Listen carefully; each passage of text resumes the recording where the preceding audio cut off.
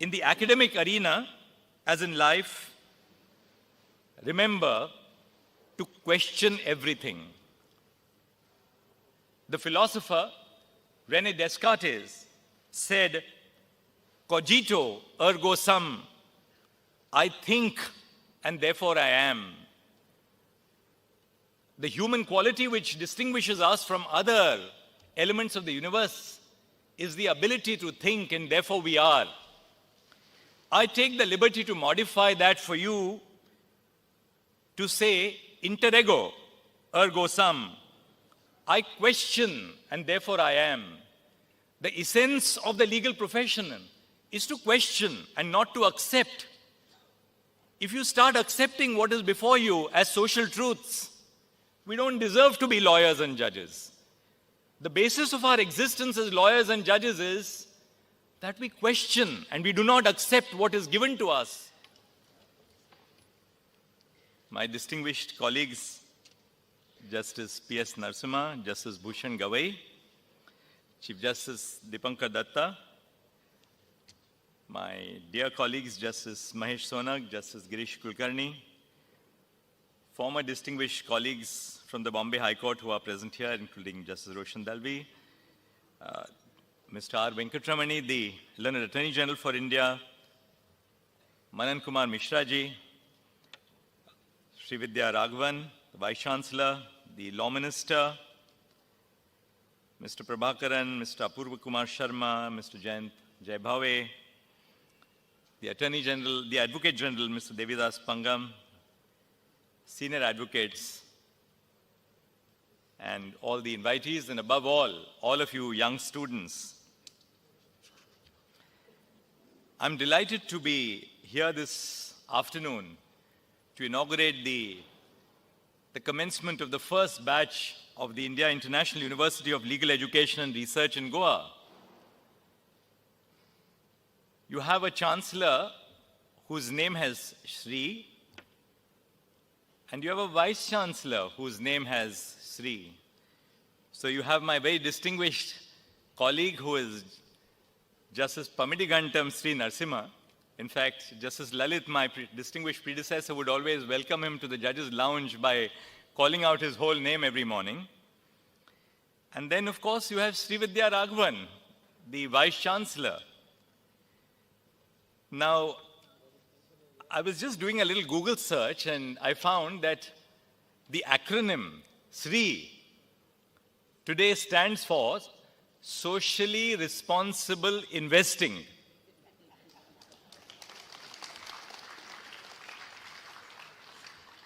But then if you travel beyond today's generation, you'll find that SRI is really a combination of resplendence, wealth, and prosperity.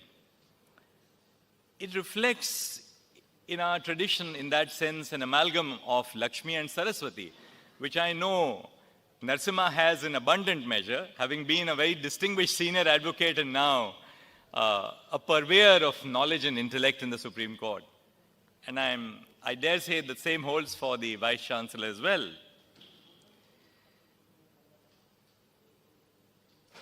It's really unique that the Bar Council of India Trust has established the university for which we all assemble here this afternoon. The Bar Council of India Trust was responsible for the very genesis of NLSIU at Bangalore. The pioneer of modern legal education in India. NLSIU started off as an experiment, and what a successful experiment it turned out to be. Inspired by its success, national law universities were established soon thereafter across the country, and the NLU model, so to speak, has been replicated in universities across India. Some of them are truly national law schools. Others only use the word national, but are basically 5-year law colleges. So we have to determine, as we chart the course for the future, on which side of the line will this university fall? the truly international global national law universities or just another 5-year law university. No one can deny that the Bar Council of India Trust accomplished its statutory function of promoting legal education in the country by setting up the National Law University model. More than ever before, students are keen to pursue the study of law each year as more and more young law graduates enter the legal profession.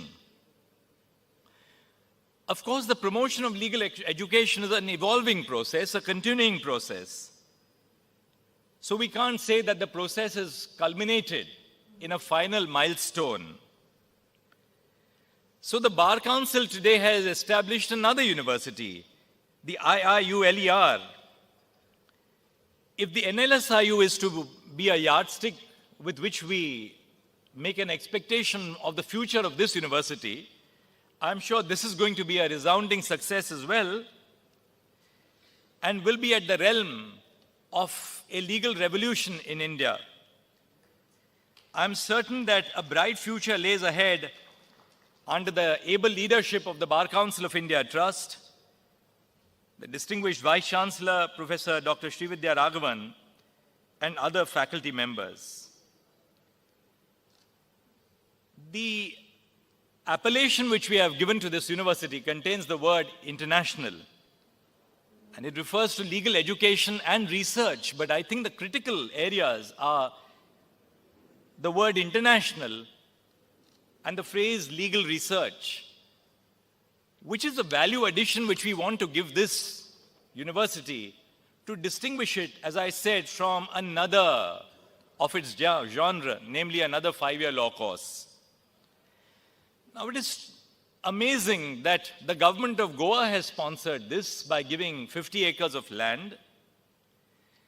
I call it amazing and significant because, to my mind, Goa is a unique amalgam of culture, of language, of civilization, all brought together in a uniquely tranquil fabric which represents Goa. So I do believe that the setting up of an international Center for Legal Education and Research in Goa is not just another event to mark, but it really represents the very ethos and culture of Goa, a culture which brings together, as I said, different, but a very pluralistic society, which lies at the very heart and foundation of this beautiful state. Now, reflecting as I do on the raison d'etre of this university, first, I do believe it has to be a center for cutting-edge research in legal education and law. Second, I do believe that if we have to truly be faithful to this being an international center, we must source people irrespective of their national origin or domicile. By sourcing people irrespective of their national origin or domicile, we do not pay disrespect to the fact that there are people of talent within the country. But I think it would be necessary for us to broaden our horizons to understand where global India is heading towards in the next few years or in the next few decades. India is no longer an importer of capital.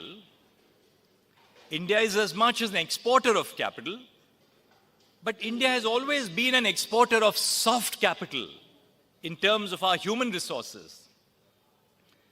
And it is important that we understand where India stands at the cusp in this century, a cusp of a country, of a civilization, of a culture, of a society which is open to global ideas, which is willing to amalgamate our traditional ways of thinking with modern aspirations which our young generation leads us to carve out for them.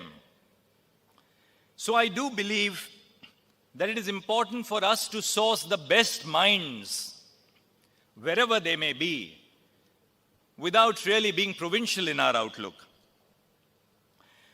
Third, we must have a student body which is inclusive. One of the problems which national law universities have faced is perhaps this, that the model which we use to select students to our national law universities does not always promote value-based legal education. Because we have a common law entrance examination, the CLAT, and we test the ability of students to crack the CLAT.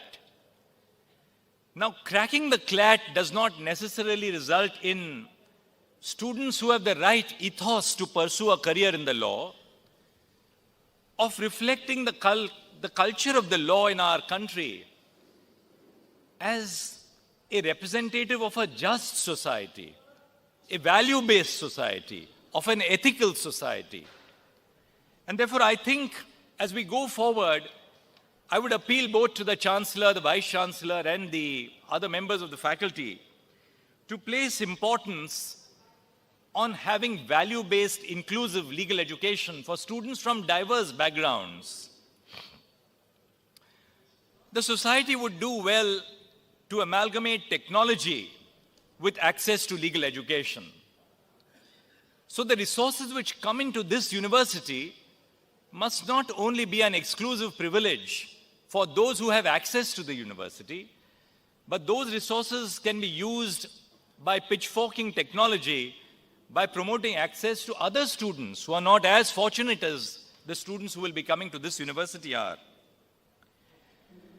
I think we must also motivate our faculty to achieve excellence by having faculty training and faculty advancement programs, to encourage faculty to do consulting work, cutting-edge legal research, by motivating them to write, to produce research papers of excellence in legal education.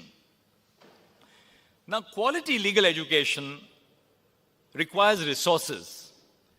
When I was a student of Delhi University, we paid something around 120 rupees every quarter.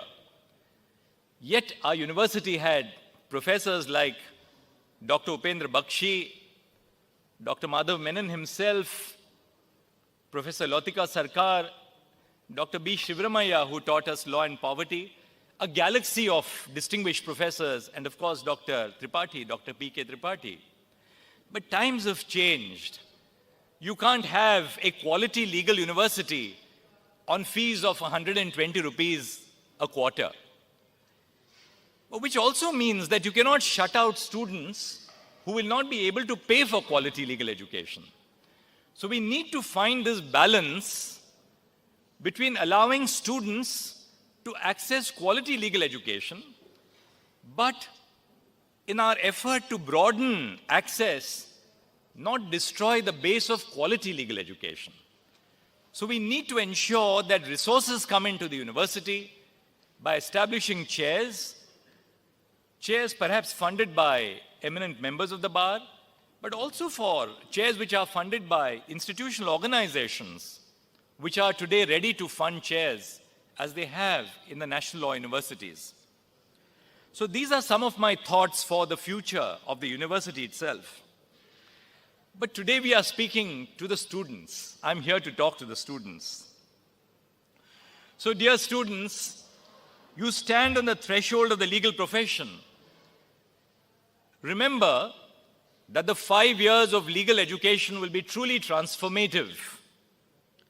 You will undergo a radical transformation, both on the personal front as well as on your professional front.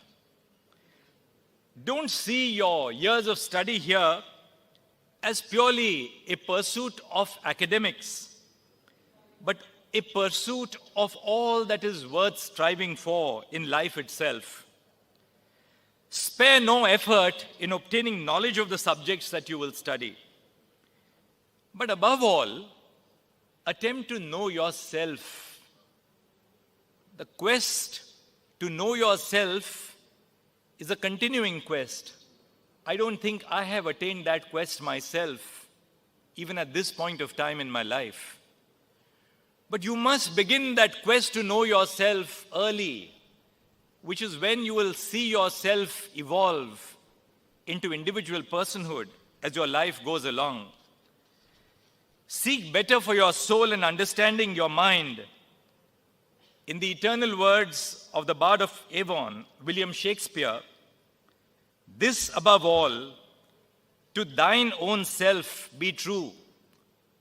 Be true to yourself. Do understand that a flame burns in your heart.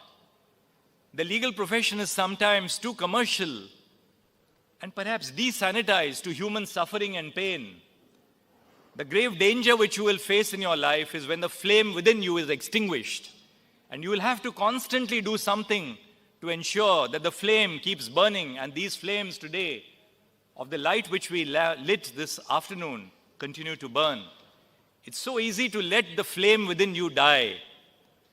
So my appeal to you is, do something, add a little bit more of the medium which keeps the flame burning. But you have to keep adding to that medium every few hours, if not every few days, in your own heart. You will be hard-pressed to find a bigger melting pot of cultures than a university which has students from all over the country. You will encounter people, habits, and cultures so very different from your own. Remember to have an open mind, to be respectful, and to accept others for who they are. Don't be afraid of people who are not exactly like you. Instead, attempt to learn from them what you don't already know. The best of friends are often found in the people most different from us. Extend the warmth of friendship to all those you encounter, and in return, you will get much more than what you give. It is not only your peers and professors that you must treat with respect and kindness, but all those you interact with. Every human being deserves the same amount of respect, regardless of the money or the power that they possess. Luck plays an incalculable role in determining the paths of each of our lives. And many of us are not lucky, as others have been, to attend a good school, a good university, and then go on to work on a good job. Reminding oneself of this is useful in our collective effort to be more empathetic to those around us. In the academic arena, as in life, remember to question everything. The philosopher René Descartes said, "Cogito ergo sum," I think and therefore I am. The human quality which distinguishes us from other elements of the universe is the ability to think, and therefore we are. I take the liberty to modify that for you to say, inter ego ergo sum. I question and therefore I am. The essence of the legal profession is to question and not to accept. If you start accepting what is before you as social truths, we don't deserve to be lawyers and judges. The basis of our existence as lawyers and judges is that we question and we do not accept what is given to us, even as a statement of position. Do not take anything to be the gospel truth merely because somebody tells you that what they are saying is incontrovertibly true. Every day in your legal books, you will realize that there are cases which challenge what was incontrovertibly true and led you to a path of a new truth, a new unraveling of the truth. It is likely that they are convinced of the truth of their own opinion, but that does not absolve or excuse you of your duty to scrutinize the ideas you come across and to take a reasoned stance. University education, in other words, stands for reason, for tolerance, for the adventure of ideas, and for the search of truth. I'm sure your professors will join me in urging you to inculcate the spirit of inquiry, which will hold you in good stead in the legal profession. While questioning the world around you, do not forget to test your own opinions on the same anvil. Question yourself. Don't only learn to question others. Too very often, people learn to question others, to challenge the judgments of others, but accept their own value judgments as sacrosanct. When you question others, remember you have to question yourselves as well. And questioning your own self means that you must realize that you could be wrong on many more occasions that you imagined that you were. Examine and re-examine your own stance as you learn about the world around you. But the spirit of inquiry does not mean that you question everything. It also requires you to be insatiably curious. Your professors will introduce you to new ideas every day, as will your peers. Do not restrict yourselves to the readings which are prescribed for every class. With the sole motivation of attaining the highest possible grade, you have these little books. When I was doing my law, they used to be called Dukkis in Delhi University. In Mumbai University, they will call the Jhabwalas. So if you are smart, you can get an A+ without a minimum of effort. But that's not the test. The test is not about how smart you are in getting the best grade with the least possible effort. There's something beyond that in learning the law. Be curious about each subject and seek to learn for the sake of knowledge itself. There is no out-of-syllabus question when it comes to curiosity about the world around us. Of course, working hard is a prerequisite to success. Strive towards achieving your goals with single-minded dedication. I will not lie to you and say that you will succeed without exception as long as you work hard. I know of cases I lost, though I thought I'd worked harder than my opponent. But there was something in the case that lay just beyond me and my abilities. You will fail, as I have failed in life. You will be disappointed, as I have faced disappointment in life. And you will find yourself heartbroken, as I have been heartbroken in life. But do not let that deter you from pursuing your goals. Learn from your mistakes, for it is not only your successes that will shape you as an individual, but also your failures. Our failures are more important in so many ways than even our successes. Our successes give us a high. Our failures teach us the essence of our existence. Your professors will be some of the best guides you have in this journey. I cannot help but remember my own days at the Faculty of Law in Delhi University, where, as I said, Professor Upendra Bakshi, Professor Lotika Sarkar, Dr. B. Shivramaya, Dr. B. Erabi, they shaped the individual and the judge that I am today. Dr. Madhav Menon, I went to for editing a paper which I was writing, which was published in the Journal of the Bar Council of India Trust, the Journal of the Bar Council of India, and it was called Evolving Trends and Locus Standi, Models for Decision Making. And I had ended my paper with a quotation. And Dr. Madhav Menon in the Bar Council of India Trust looked up to me and said, never end a paper with a quotation, because what have you said in the paper? Does it end only with something which somebody else has said? Of course, education at the law fac, as we used to call it in Delhi University, was not restricted to the classrooms, but spilled over to the hostel rooms, the hallways, the canteen, the dormitory, and the adda that groups of friends shared. Before I'm accused of being a Chief Justice who is all work and no play, I must say that my time at Delhi University was also great fun. Not many are aware of this, but I moonlighted as a radio jockey in my earlier 20s in All India Radio, doing programs like Play It Cool or A Date With You or Sunday Requests.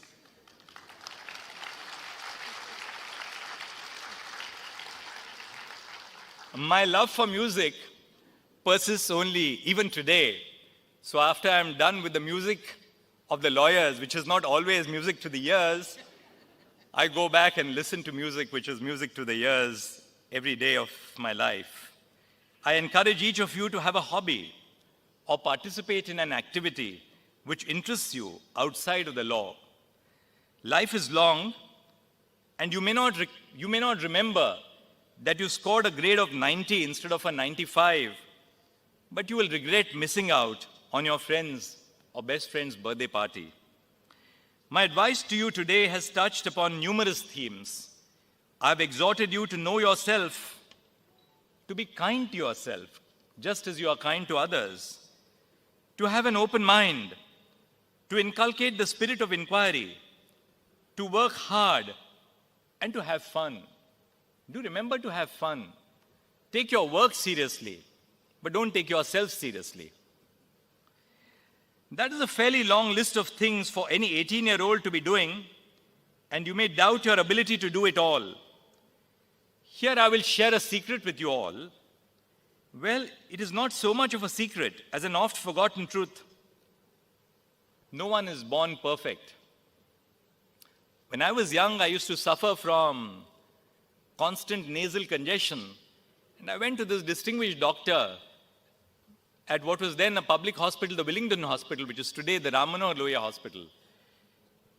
And he looked at me and said, "Son," he said, "God didn't make human beings with calipers." And that's something which has always stuck to me. God doesn't make human beings with calipers. So nobody is born perfect. Learn to love your imperfections, because your imperfections give you that human quality. If we were perfect, we would be robots. And we are not robots. We are human beings. The good news, however, is that we can get where we want to be by practicing the qualities which we seek to possess. We can practice being kind. We can practice the spirit of inquiry. We can practice the exercise of attempting to know ourselves. And we can also practice trying to be fun. I hope none of you needs to practice that. But if you do, what better place than the beautiful beaches of Goa? Finally, I urge each of you to remember that the law cannot be divorced from social change. Regardless of whether you are enrolled for a BA LLB program or a BBA LLB program, you must make it your mission to effect societal change. The law is a powerful tool in the hands of people, but even more so in the hands of lawyers who are familiar with the ins and outs of functioning. As lawyers, we appeared for the best, but we sometimes also appeared for not the very best, people who are in breach of the law. But every one of our appearances taught us something about what it is to be a human and why people behave as they do. If you can say that you have influenced the course of a single life for the better, or that you have touched a single soul, then you would have succeeded beyond measure. I hope I have not given you a mind-boggling set of ideas. I'm not sure I have followed all of them, but as you know, it's easier to preach than it is to practice. And I hope that in the course of preaching to you, I practice better when I wake up every morning from tomorrow onwards. Once again, I offer my heartiest congratulations to everyone involved in establishing this university.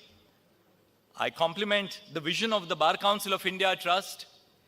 Truly, it requires that lawyers who constitute the Bar Council of India Trust are not fancy lawyers who have gone to elite law schools across the world, but their vision has emanated from the grassroots where they have grown from. So you must understand that from the grassroots as you rise, you have the vision of the great forest, the great foliage that defines our national culture. Therefore, my great appreciation for the Bar Council of India Trust, headed by its able chairperson, the Bar Council of Maharashtra, Goa, the government of Goa, who have all collaborated together to produce what I hope will be a center of excellence. My sincere best wishes as you begin the first academic session of the first academic year. Good luck and Godspeed. Thank you.